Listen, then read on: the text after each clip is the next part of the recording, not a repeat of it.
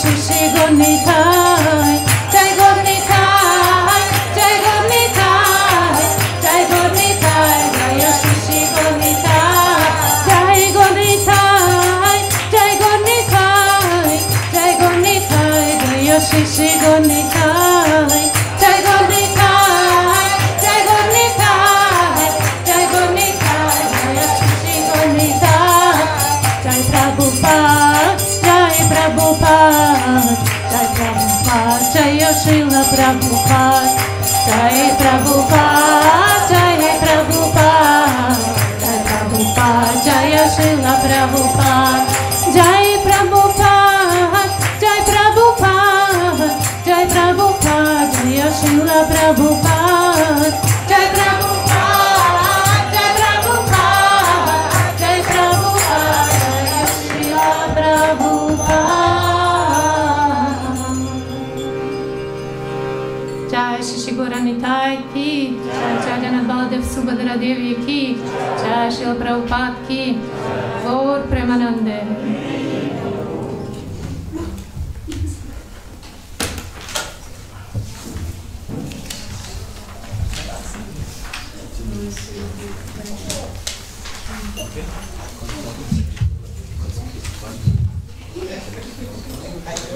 Okay, wir singen noch kurz bis der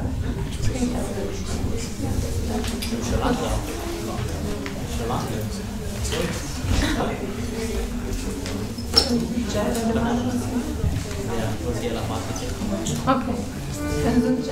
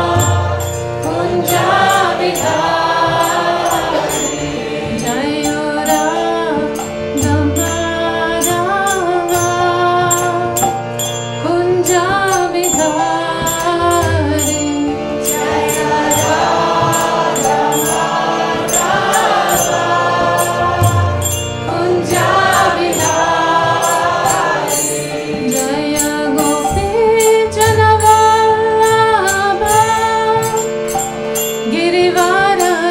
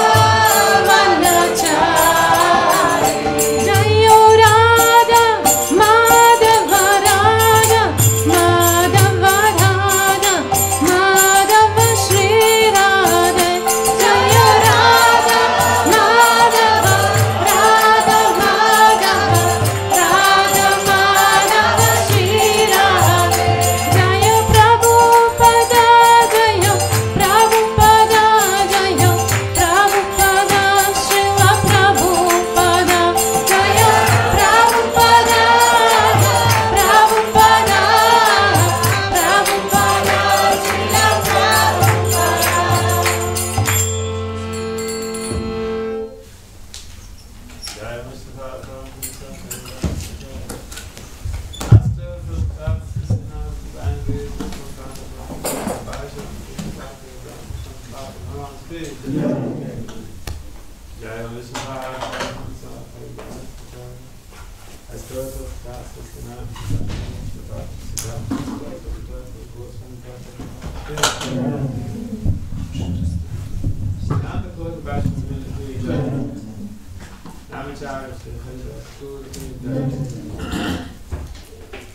for how to use the faith and God, Bhakti Sister Radha Krishna Gopal Gopinath Syamkunda Radha Kunda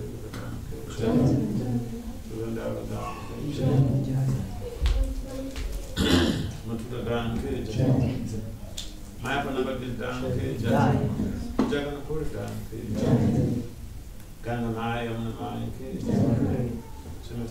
Simati Vasudeva Bhakti Samadeva Bhakti our glory is to the Son. Our glory is to the Son. Our glory is to the Son. Our glory is all glory to the glory of God.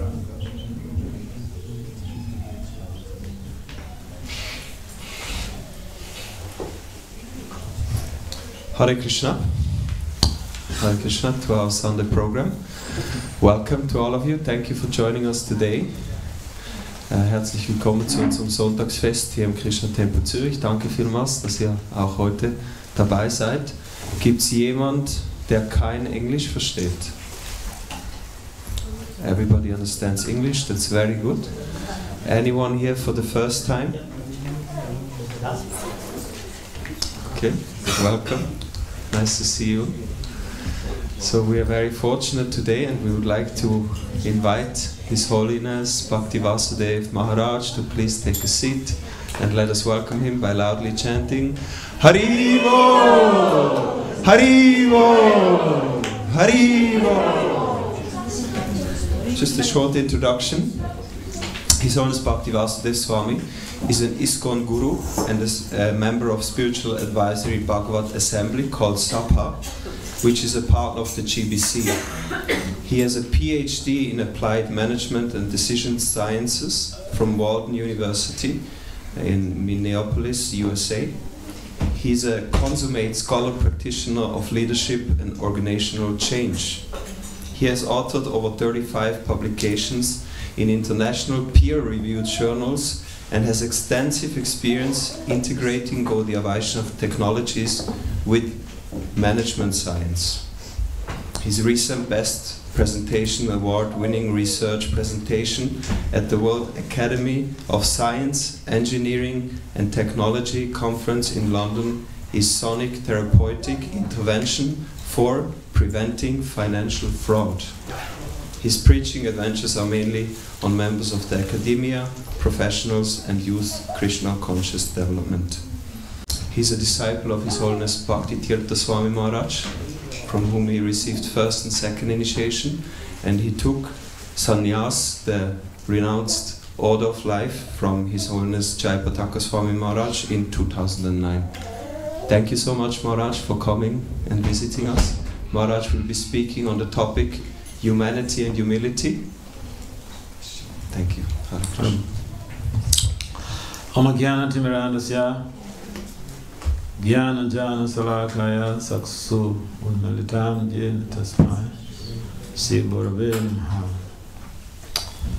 Such a time and all this time, Stafitam Jena Brutali Swayam Rupam Kadamayam Dadati Swa Padantikam. Vande Sri Krishna Chaitanya Nityananda Sahodata Buddhai Puspavantu Chitu Chandu Tamontu. Jaya Sri Krishna Chaitanya Prabhu Nityananda Sri Advaita Gadadhara Sivasada Gaur Bhakti. Hare Krishna, Krishna Krishna, Hare Hare. Hare Rama, Rama Rama, Hare Hare. Namo Vishnu Padaya Krishna Pristaya Bhutale Srimate Bhaktivedanta Swami Itinami. Namaste Saraswati Devi Gauravani Pacharine Nirvachesa Sonyavadi Pashatya Disata.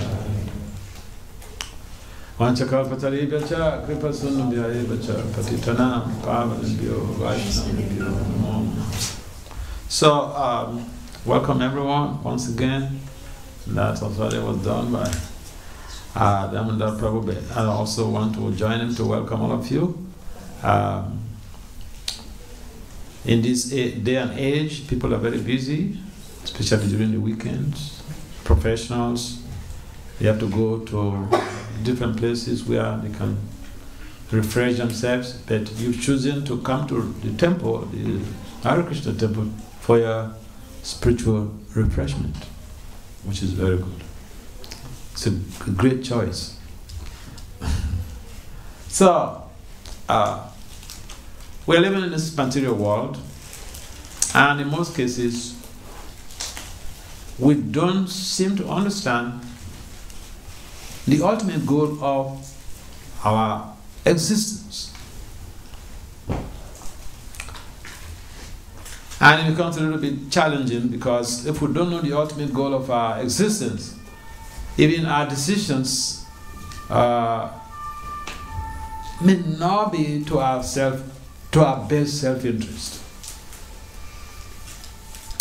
It's just like if someone is made the head of a community and they don't know the objective criteria of their position, of their services, then it becomes difficult to make decisions that will be people-oriented, that will benefit the people. Similarly, if we don't recognize the ultimate purpose of our existence on this planet, it becomes very difficult for us to be humble enough to make inquiries about the ultimate goal of life. Because then we think we are satisfied, we are fine. Like, in electronic configuration, we have this concept of octet electrons. The octet electrons, they don't need any sharing of anything with any other electron. You're just satisfied. But we are not octet electrons. We cannot live our life isolated, or we cannot live our life independently from the greater society, or from even amongst our immediate surrounding, immediate family, friends, etc. We are humans, we are social beings, we are interdependents. And therefore, the process of inquiries into the absolute truth, Atato Brahma Jigyasa, human beings must make inquiries about the ultimate goal of life. That distinguishes us from the lower primates, the lower animals. And for us to have the guts, the emotional courage to make that investigation, we need to be humble.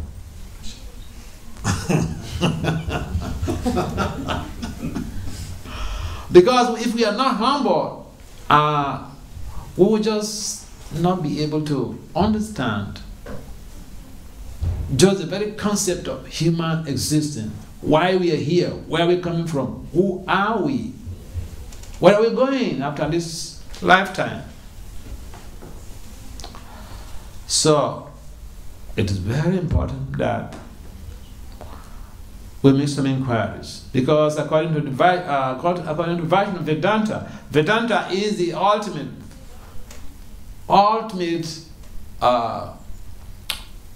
Vedic literature. Veda means knowledge. Ananta means the end. Vedanta means the end, the conclusions of the Vedic literature. And the very first verse of the Vedanta says, Atato Brahma Jigyasa. Now we are humans, we must inquire about the purpose of life. Who can share with us about what he thinks is the purpose of life? You're coming for the first time. Can you help us? Unification with God. Unification with God. Is there anyone in support of what he said? I support what he said. Raise up your hand.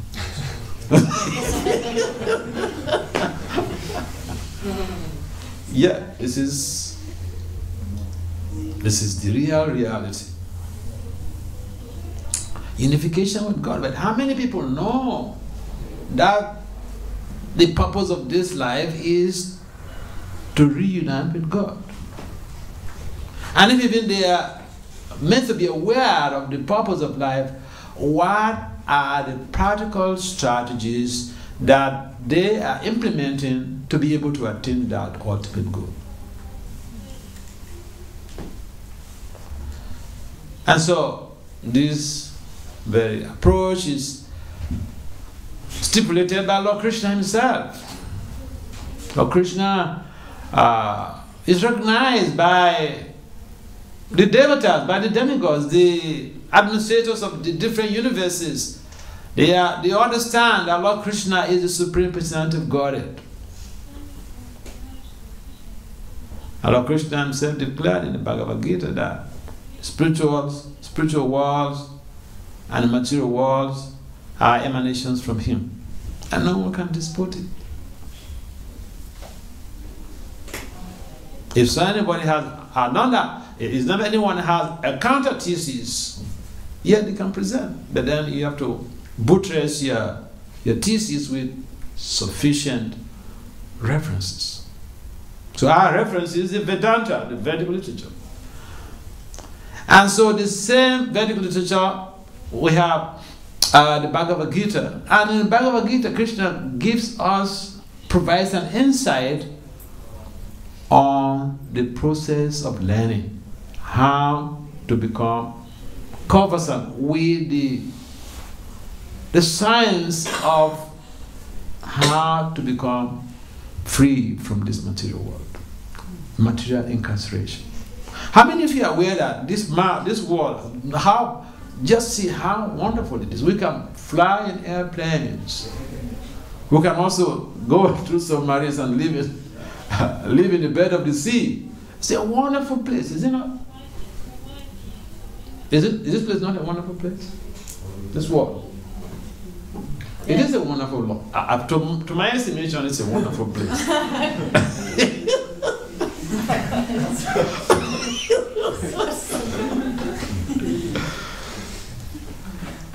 But if we examine the wonders of this world, yeah, we will really realize that, yeah, it's a beautiful place to stay. Oh yeah? Beautiful place to stay. So if it is a beautiful place to stay and someone comes to tell you it's a prison, how will you feel about that?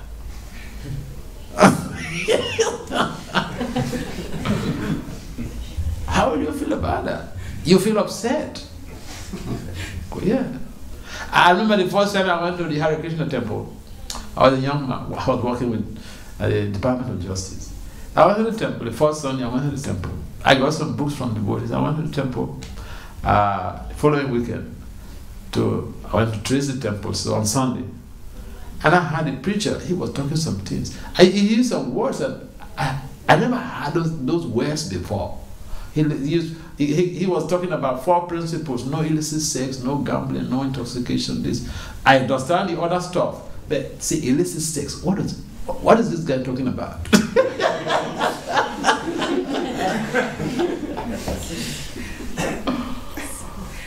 Yeah, so even the very philosophy is hard not to crack. Sometimes it's just too harsh, and we get upset about the preacher. People get upset with Prabhupada. It's just too harsh. No bad. It's the harsh reality. So Lord Krishna stipulated in the Bhagavad Gita that the process of evolving spiritually entails that we have to make some inquiries from a realized soul. That inquiry must be born out of humility.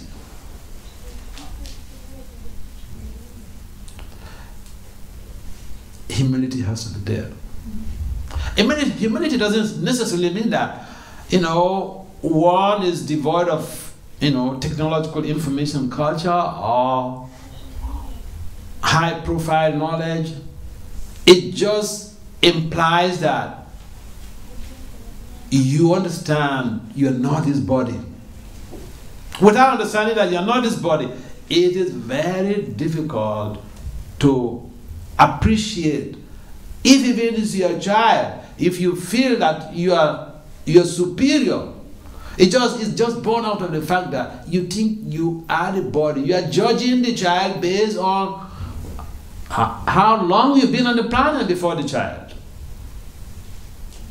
So, in general, parents are devoid of humility before their children. Parents, is it true of us?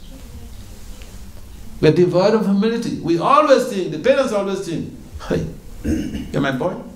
I know better than you. What have you got to tell me? But a humble sage learns from even his own child.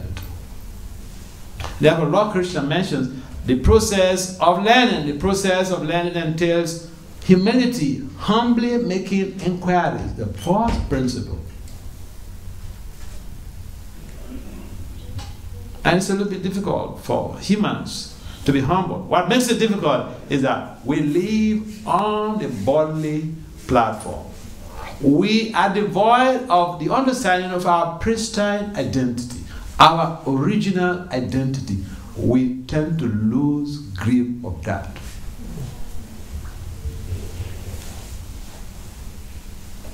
And believe it or not, all of the wars that have been fought on the planet is basically one thing, is that the leaders are highly maladjusted.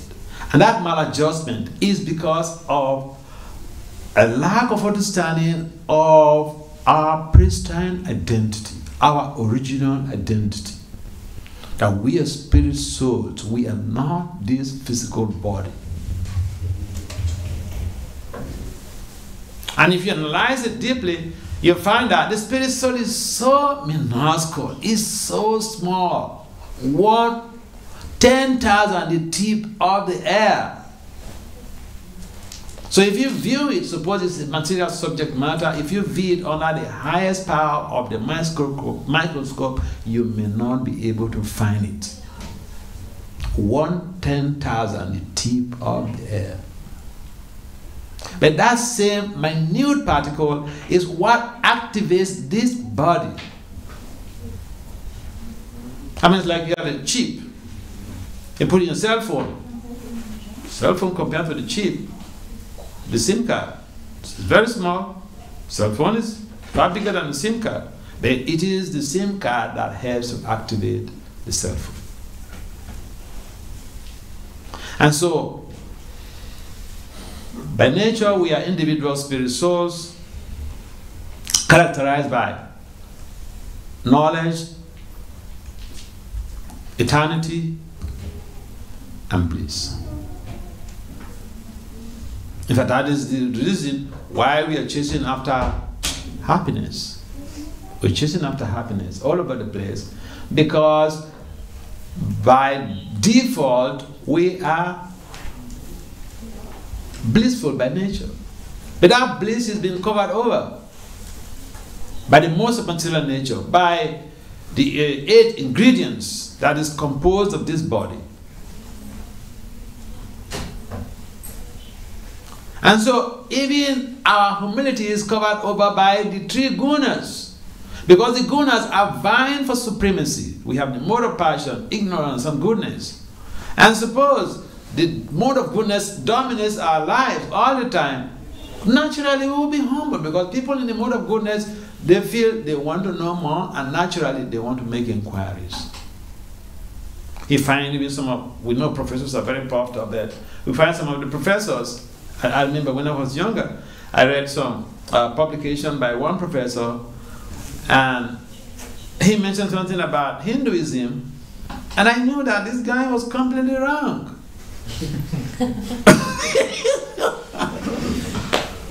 So I went to meet the editor-in-chief of that journal, I was a young man. At that time, I was not even having a master's degree. I was just a young devotee, but I want to meet the editor of the journal. I went to their campus and met him. I said, see, what this professor said about this stuff is completely wrong. I said, I'm not a professor, but I'm a practitioner in this tradition. It's wrong. And you know what the guy said? He said, see, we are ready to learn. A professor, head of department for English language. He teaches also philosophy. He said, we are ready to learn. Could you help to write a rejoinder and I will publish it? Let this professor know that he doesn't know everything. And it happens that that professor who published that work he comes to the temple, and you know he's favorable to Krishna consciousness, and he knows me very well. So I didn't want to create a fight, so I said it's okay. But you know the idea is that they're making subtle inquiries. It's that we don't know it all. Write a rejoinder, I will publish it. So imagine, okay, say in our movement, say you, some new devotee, some bhakta, goes to tell a Swami or a guru that, you know, I find something strange about what he says.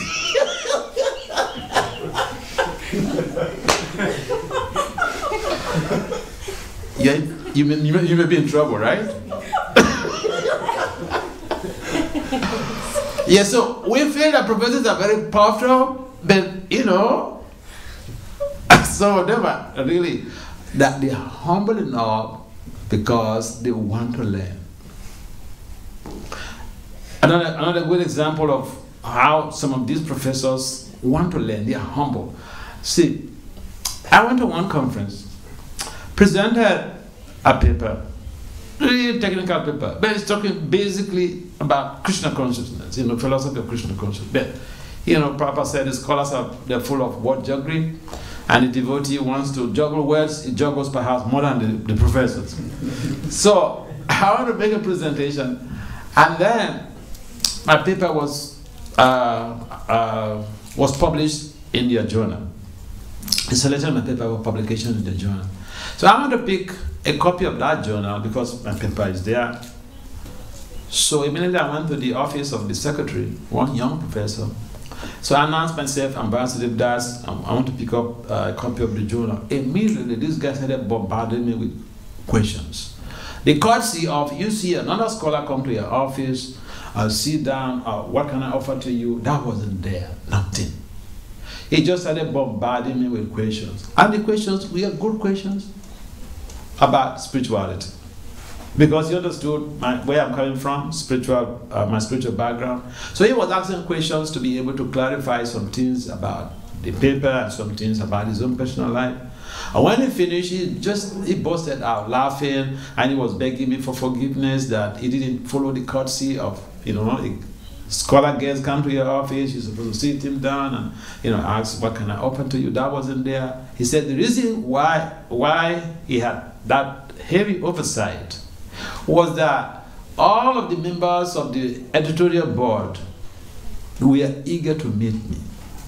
Why? Because what I said, they don't know. So they wanted to know more. So he said he was the first person who is encountering me, so he wanted to satisfy his conscience so that he can be proud to tell the other members of the editorial board, hey, I met a guy. So he made inquiries. He was humble enough to make inquiries. And when I gave him Bhagavad Gita, like, look, this book, you think I know anything, but this book will give you all the stuff that you want to know about spirituality. So he was so happy. My point is that even these so-called puffed-up scholars, some of them are really humble. Why? Because humility is the first principle of knowledge acquisition. In spiritual culture, in devotional life, Krishna stipulates we have to be humble so that we can make inquiries. Making inquiries to get knowledge, to acquire information, to be built up with spiritual values, requires some form of humility. Otherwise, it's not going to be possible. And the acharyas, the guru, or even the senior devotee, will not really give his life to you if he sees or she sees that you're not humble. If you're humble, you make inquiries, you're rendering some service, the acharya will want to share anything and everything with you. What even you don't ask for, they will sit you down and, share information with you. Yavala Krishna mentioned that vidi pranipatena paripasnena seva upadeshanti te jnana jnanina tattvadashina. The tattvadashis, they have seen the truth, they've realized the truth, and they are ready to release the truth to us. They are ready to direct us to the ultimate truth. What is required? We have to be humble. We have to bring down our major problem. You know, what's our major problem? Yes, who can tell us? What is the major problem of the spiritualist, of the devotee? Yes. The ego. He's very correct. It's very correct. He's very right. A false ego is our major challenge. That's the major problem of the aspirant devotee. The major problem of the devotee. False ego. So, if we bring down our false ego and make inquiries from the senior devotee, so those who have higher knowledge than us, those who have been there, those who have made some waves, or the spiritual master, then they will open up to us. We also have to render service. When we render service, we are bonding a relationship. When we render service to someone, we are bonding, we are creating a bond, we are consolidating, solidifying our relationship with that person. And once the service is accepted, the person who receives the service becomes indebted to you. Yeah. So, this is it's a psychological process. Rendering of service binds you to the receiver of the service. Is it correct? The wife, the mother in the home, she renders service to the children, renders service to the husband. And that's why you find that most children are inclined towards protection of their mothers. See, in India, this is a dominant factor. If you Google on the web, you find abuse of women is very, very heavy. One of the boys who was serving me in Delhi, he told me a story. His father is a medical doctor, now retired, but he's still practicing privately. But then he said they had watched their father, their two boys, one of them, or his older brother than him. He said they watched their father abuse their mother right from their childhood. Verbal abuse, sometimes physical. So when they graduated from university, they sat the father and the mother down one day and they thanked the father. Papa, thank you very much for sponsoring us, training us in college. We are finished from the university. We are big boys now. We have watched you abuse our mother from our childhood. We've been watching you. We know it's your wife, but it's our mother. Now we are big boys. If you try anything on this woman, we will teach you a lesson. Very un-Indian, very on Indian, because Indian kids, they are very much honorable to their father, whatever the case may be. But why this boy and his brother have to go to that extent to protect their mother?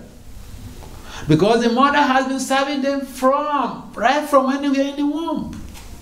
So there's a bond, a very consolidated bond that has been created. That's what service does.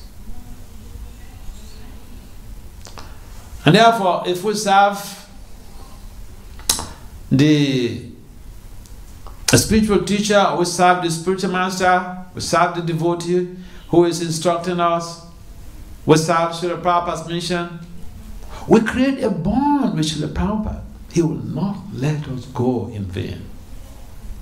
And that requires a lot of humility. Service requires a lot of humility, because in most cases, when we are devoid of the understanding of our pristine identity, of our original identity as spirit souls, infinitesimal parts and parcels of Krishna, very minuscule.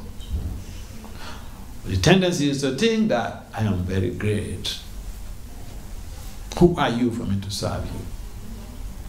I know it all. I don't need to make any inquiries from you. I mean, it's like one devotee told me they went to Harvard University in Boston to distribute back to God.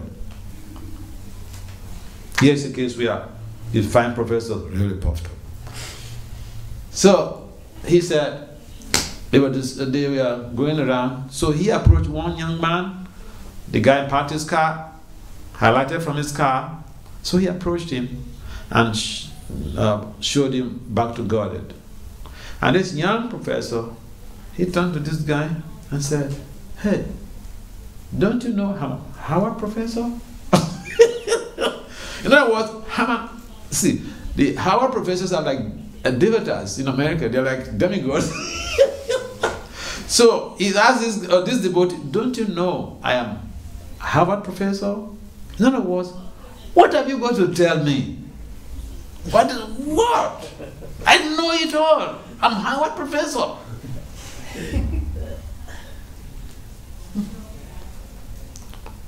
So, people who have this type of mindset, it is very, very rare for them to become real humans.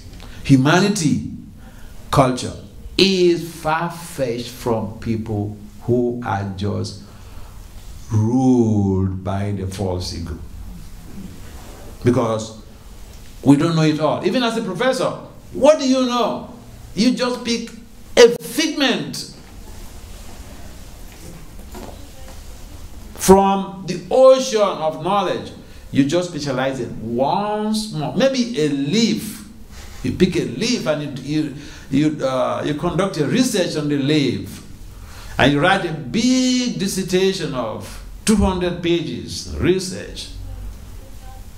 So that's how you got your PhD. But you just study a leaf. What else do you know? Humility is required. Therefore, the authentic professors, they are very, very humble. I remember again, I went to a presentation at North Carolina Political Science Association, and when I made my submission, and it was accepted for presentation, later I realized I didn't have money to go to pay for the registration fee. I didn't have money to go and stay, to pay for the hotel accommodation and all the stuff.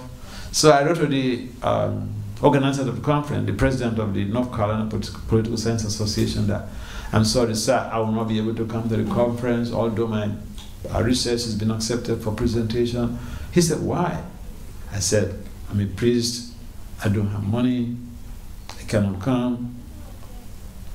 He said, "All right, I'll sponsor you. You come. I'll give you accommodation, I'll give you hotel, accommodation and registration, I'll do it all for you." So I went. And when I went, he actually put me in a suite with one other professor, very big suite, maybe up to the end of this building. The professor, he was on one side, I was on the other side. But that professor got to understand that I'm a monk. So he called me and said he wanted to ask some questions, personal questions. So he asked very simple questions about his life. So when I answered those questions, he was very touched. In fact, when we left the conference, when we dispersed from the conference, he wanted me to come meet his family in another state. At that time, I was in New York and my programs were very tight. So I couldn't go. But then one thing he told me was that, he said, as a political science professor, I thought I knew it all. He said, but after meeting you, I realized I don't know anything. He went on to say, in fact, I wanted to go and throw away my PhD because I realized I don't know nothing. But what is it? It's just some simple things he asked. And that is not in his field. But he was so humble and he confessed that he realized he did not know anything. So humility is required for us to grow in spiritual life. For us to grow in helping the misdirection of a misdirected humanity, we need humility. We need humility to be able to come and render service in the temple. We need humility to be able to chant Krishna's name. Trinada pi sunishena tarora pi sahishnuna amanena manadena kitaniya sadahari. Humility. If we're not humble, we cannot attain Harinam. So, we want to save the world, first we have to save ourselves. We have to throw away the false ego which has engulfed our lives since time immemorial. We have to throw it away in the garbage. And to throw away the false ego in the garbage is so difficult. It's so difficult. We get affected. If even we decide, okay, I want to throw my false ego in the garbage, we get some temptation and then we say, hey, don't you know I'm such and such? Is that the way you should talk to me? Yeah, so spiritual life requires humility. We want to change the world. We need to change our thought patterns. We need to change our mindset. But that change will not come overnight if we don't engage ourselves in the prescribed process of self-realization recommended for denizens of Kali Yuga. We are denizens of Kali Yuga. That's a recommended process for us to become spiritualized in this age. Who knows that process? Yes? Can someone help us? What is the process that is recommended for denizens of Kali Yuga in the age of Kali to have expedited re-spiritualization of our existence? Yes? Hearing and chanting. Hearing and chanting. Association of the office. Taking association, sadhu sangha, chanting, sadhu chanting, taking prasadam.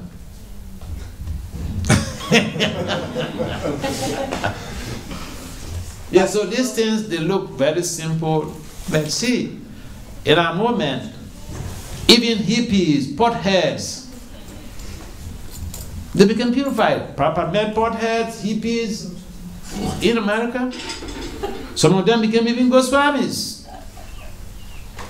So we can also take advantage of this process by first having the analytical value of the fact that this body is composed of 8 gross elements: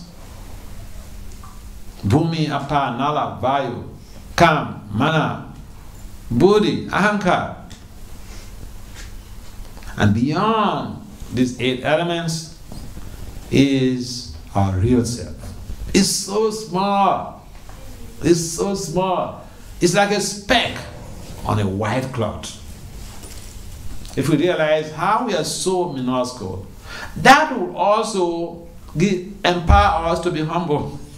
Because sometimes we just judge ourselves based on our degrees, or based on our body, or based on our accomplishments. And then we forget that we are minute, infinitesimal jiva.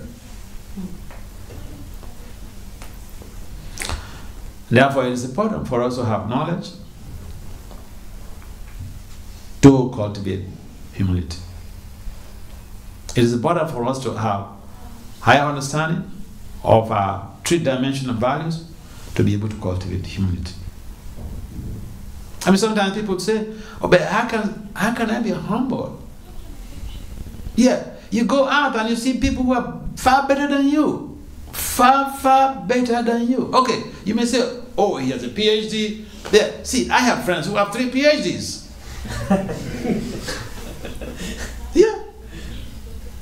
I go to places, and sometimes some devotees make a comment. "Oh, he has a PhD, but he's not acting as somebody who has a PhD. He comes down to play with us and all this." I said, "See, I've seen the world. I have friends who have 3 PhDs, and they're not happy."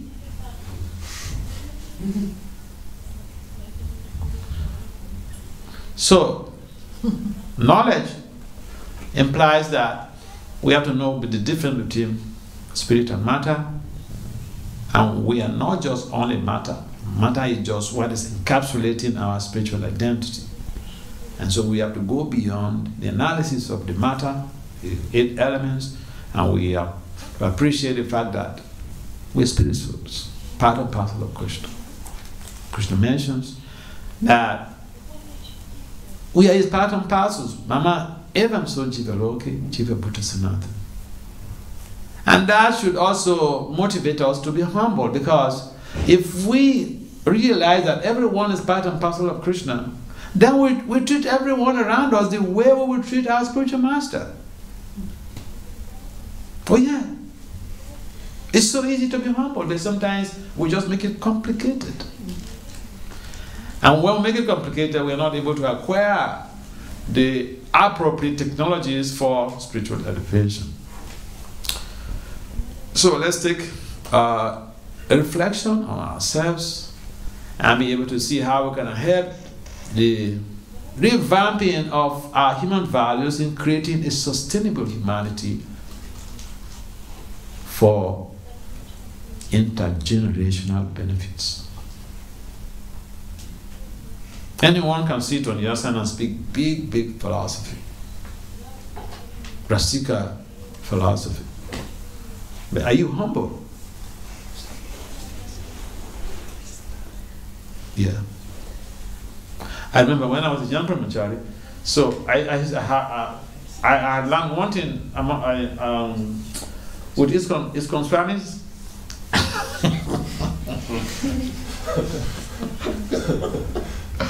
I learned one thing, that if I pay obeisance to the Swami, when I get up, I don't even get up to look at your face. I just get up and I'm moving away. Because in most cases, you pay obeisance to somebody, and before you get up, they're gone.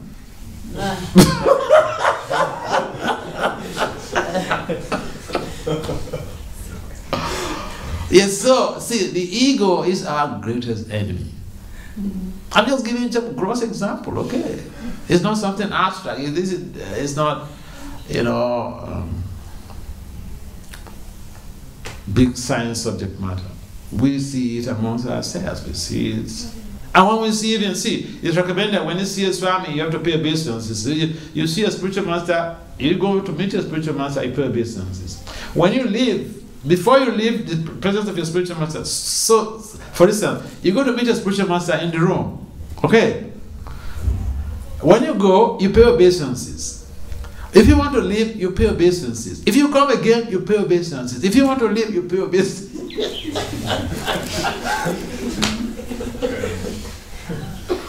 Yeah, so, but ego may not allow us to do that.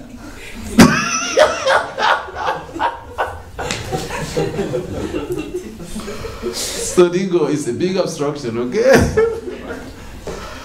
Yeah, so the point is that I remember, you know, how many of you know Rana Maharaj? How many of you know Rana Maharaj? Okay, so I was in Gitanagara the time my Guru Maharaj was leaving his body. So Rana Maharaj, he came there. He's the Buddhist, the very close Buddhist. So he came and one of his god sisters was hosting him. So we went to that Mataji's home to welcome Rana Maharaj. So when he came, we paid obeisances to him, and he paid obeisances back to us.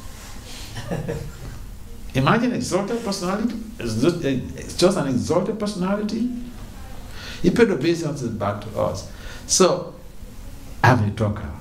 I don't know how to, keep quiet. So I said, Maharaj, why are you treating us like this? He said, what? I said, we paid obeisances to you, and you paid obeisances back to us? This is not good.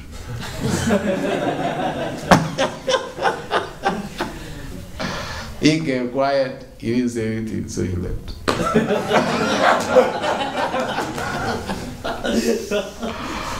But then the next day he was giving Bhagavatam class, so he raised that issue. He said, yesterday, Vasudeva was telling him that he was querying me that I paid obeisances back to them. But then he went on to explain that actually I paid obeisances to the super soul in the heart of the devotees, not to their bodies. So I cannot be queried for that. So even when we pay obeisances to somebody, it's not that we are worshiping that person. We are paying obeisances to the super soul.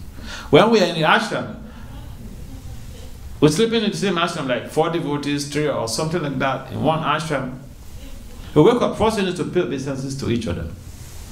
I don't know whether that culture is still dominant now. So, why? To practice a sense of humility for our own purification.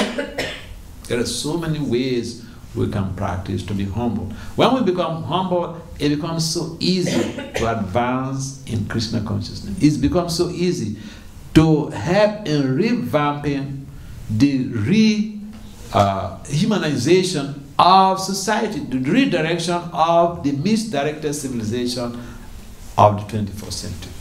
If you're not humble, everything becomes very, very challenging. If you're not humble, even in the home, you have quarrel with your spouse, you have quarrel with your children.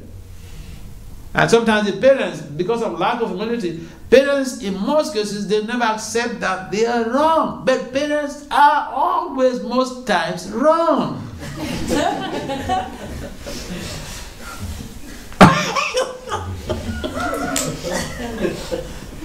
The ego makes us think. I remember I was in Delhi. My friend invited me to come for a presentation at their satsang group, and after the presentation for the program, one elderly lady came to me, and she came to report her son to me.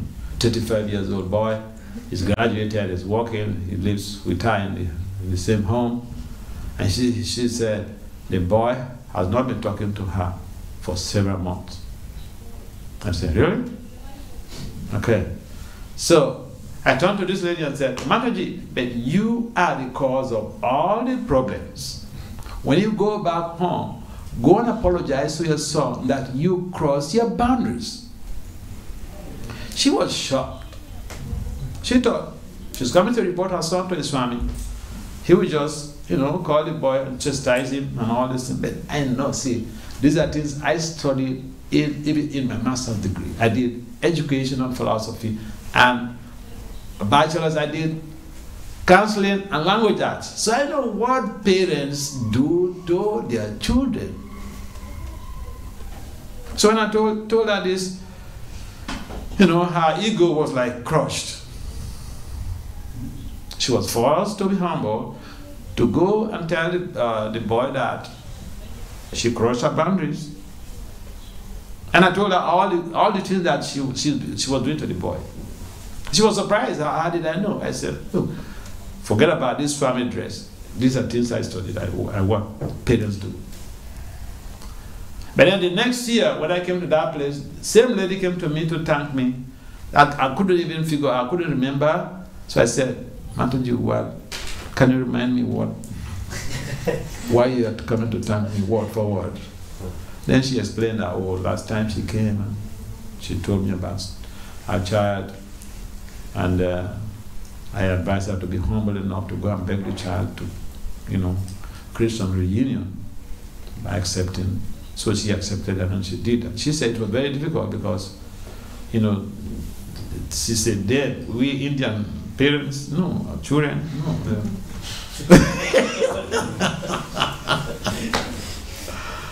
Yeah, so ego is a big problem. It creates some distrust in our families, relationships with children, with spouses, not only about spiritual life, not only about creating a better humanity or revamping humanity. The ego, we should trash the ego.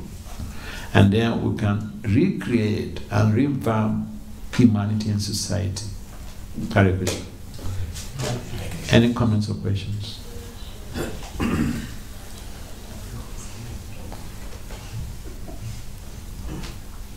Yes? Thank you, Hare Krishna. Thank you, Hare Krishna. Thank you for the speech. It's a personal question, and I would like to ask, sometimes I confuse humility to weakness. Sometimes I'm scared to be overthrown from others, because, for example, at work, if I don't say, for example, in a, I'm sorry, my English is not so good. In a situation. I understand. Let me come here. I understand what you're trying to ask, because at the workplace, you have, if you tend to bend your head like this or to be humble, people try to trample on you. I understand. And the fear is there, the apprehension is there that, hey, if I get humble with this guy, they will think that I'm a weakling. So, but it's not always like that. See, you try to see that. See, in every organization, every company, they have what we call grand norms. What you should do, what you should not do. I know in some organizations in America, non-profits and for-profit organizations, you can't even chase anyone for sex in that premises. Some premises, you can't smoke. You can't take alcohol. These are grand norms. Now, anywhere you work, understand, read their books about their grand norms. If somebody comes, trespasses those grand norms, get the person notified. That is humility. Notify that person that, look, this is against the grand norms of this organization and you have trespassed it. Please, next time, don't do it. You spoke to me like this. I felt hot. Is there some reason for you to do that? Maybe if you share your reason with me, I may have to adjust myself to suit your purpose so that we can get along as co-workers and have a better loving relationship. Humility does not mean that you just keep quiet and everything and then you just tolerate and smoke and then you get traumatized. No. Humility means being true to the fact with proper attitude. Proper attitude. I'll give you an example. A girl, 8 years old girl, this happened in Laguna Beach in America. I went there for a class. I was in the West Coast and I went to Laguna Beach. So on Sunday, we just finished the class. And a gentleman came to me. I was sitting on the outside. He came to me and reported himself. He had abused her daughter very heavily one day when he came back from work. He came back from work. He had a lot of troubles in the office that day. Now, we call this passing the buck. Someone hurts you outside. Then you bring that hurt at home, you pass it to your spouse, you pass it to your wife, or pass it to your children. So that day, he had a lot of fight in the office. He came back home, and then for no apparent reason, he started insulting his 8-year-old daughter. The girl kept quiet. That's humility. But it doesn't mean that she is weak. Hear what happens. She just kept quiet all through. She was proactive. Internally, she was processing the whole situation. How am I going to help my father? She was being abused. And it's very un-American, because that situation will just warrant the girl to call the cops, and straight the father goes to jail. She didn't do that. In other words, she was proactive. Now, she was able to condone the situation humbly. Some days have passed. Father was happy. She was happy. They were eating. She raised the issue. Dad, you remember the other day? You came back from office. You did this to me. You did this to me. You did this to me. You insulted me heavily. Did you have a fight with someone in the office that day? The father was so much ashamed. He said, yes, darling, I'm so sorry. Now, look at the situation. This girl was humble enough. She condoned this situation, but she did not stomach it. She did not swallow it. She vomited it out to get relief from the trauma. She confronted the father in a humble way. This is how humility works, and it creates better, sustainable relationships. Thank you. So if someone is just trying to poke you in the office, no. You may condone it, but address it when their temper calms down. Okay? That's how I want it. Excuse me. Is it Huh? Okay. So, in the absence of any other comments or questions? Okay.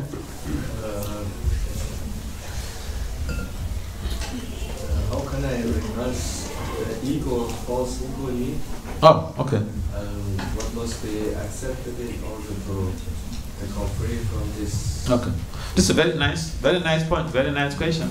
How can I recognize the false ego in me? And what are the strategies to mitigate the false ego, to, remove the false ego from my life? It's a very nice, it's a powerful point. Now, you can recognize the false ego by your disagreeability with anybody and anyone about what they say.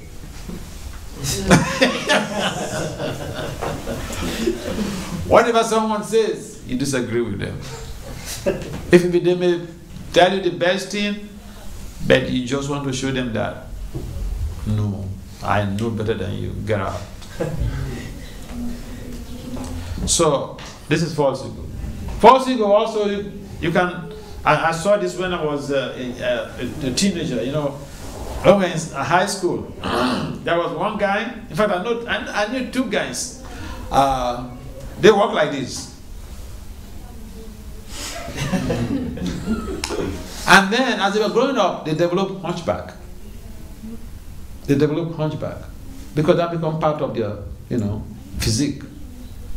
So false ego also means you can identify someone with false ego by the dint of how they walk. They walk and raise their hands like this, or they walk and bend your head like this.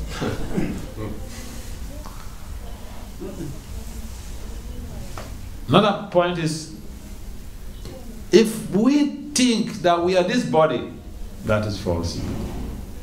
Anytime we act based on our bodily instincts, that is false ego. So if even the mind dictates something to us, we have to analyze it, evaluate it based on sadhu, guru, and sastra. That's a scale you have to put whatever the mind tells you on the scale of guru, sadhu, and sastra, and see whether it tilts down the other way or this way. Then you can accept it. But otherwise, if you act based on the mind and the senses, the pools of the mind and the senses, that is another false ego. There are so many ways. In fact, the whole of our activities in the material world is impelled by false pride, false ego, thinking we are the bodies. As soon as you begin to think, identify yourself with the color of your skin, that is false ego.